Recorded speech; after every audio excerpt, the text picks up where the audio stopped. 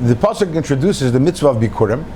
Rashi says right over there in the beginning, the first Rashi, the parsha, Rashi says that the fact the pasuk says v'hoya kisavei ala aretz, and then the pasuk says v'yirishta v'yishavta ba.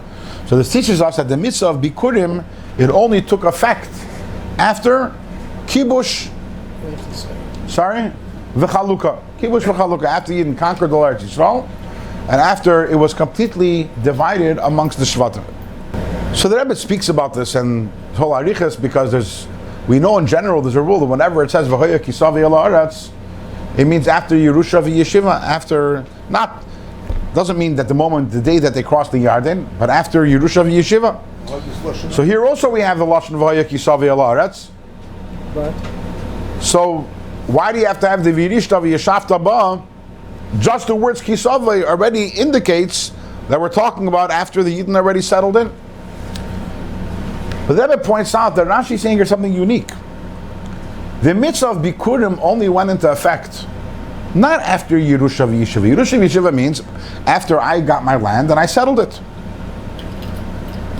No, Rashi says bikurim went into effect after kibush v'chiluk, after the whole of Eretz Yisrael was conquered and divided amongst the Shvatim. Which means, it took 14 years for that process to complete itself. That means if in year 3 or year 4, I had already conquered, my Shevet had conquered my area, and I have already settled my area, and I have my field, and I planted my field, I was not chayiv in bikurim until after all of Klal Yisrael was in their place, which is very different. That's a new level. Now, the mitzvah of bikurim is the point of bikurim, as we know, it's a mitzvah of hakaras hatov. So, the mitzvah that symbolizes more than anything else the importance of gratitude and expressing our gratitude. So you think into it. If I have my parcel of land, I have my field, I have my orchard, I planted my wheat, and I planted my pomegranates and dates, and I have a wonderful harvest, why should I not take my harvest to the Mishkan and express my gratitude to Hashem and bring bikurim? Because there's another Yid and another Shevet that doesn't have. That's why I'm not mechuyev. That's why I'm not obligated to express my personal gratitude to Hashem. If I have my land, why shouldn't I be mechuyev? So the Rebbe explains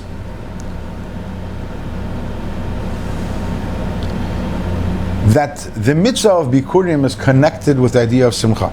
As the pasuk says, "V'samachta b'chol hatoiv." And there are many halachas which relate to this. That it has to be done dafka in a time of simcha and a way of simcha. And if there's missing a certain element of the simcha, then you can't. Mevi'in v'loikoiden, but then you can't read the psukim v'arami yoevedavi.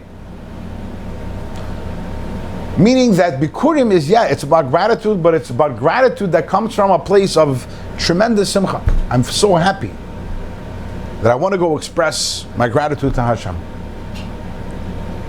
And if I have my field, but there's another Yid who doesn't have their field yet, I don't have shleimus hasimcha, I cannot be fully happy, I cannot go bring bikurim and express my gratitude to Hashem and proclaim to be truly happy if there's another Yid that has not yet been allotted his field and has not yet settled in Eretz Yisrael.